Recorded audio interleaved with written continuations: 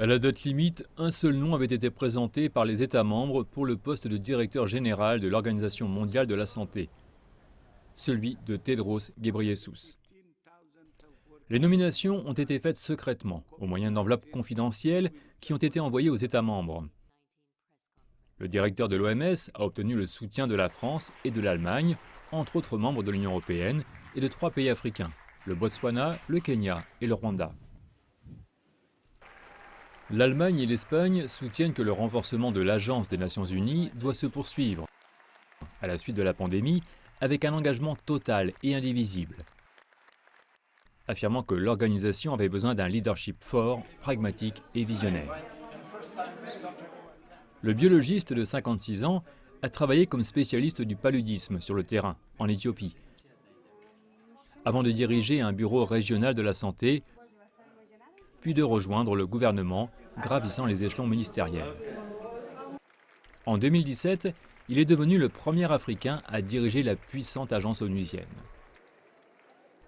Tedros est également devenu le visage de l'Organisation mondiale de la santé depuis le début de la crise de Covid-19, devenant relativement populaire pour son rôle dans les efforts de coordination de la réponse à la pandémie.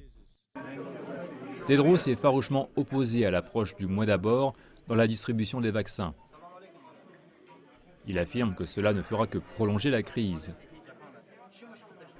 Il a exhorté les pays à tout faire pour maîtriser la pandémie.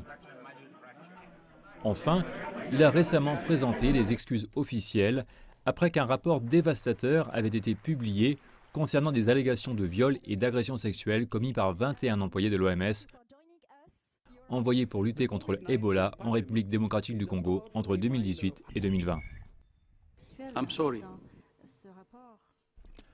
Je suis désolé. Je suis désolé pour ce qui vous a été fait par des personnes employées par l'OMS pour vous servir et vous protéger. Je suis désolé pour la souffrance continue que ces événements doivent causer.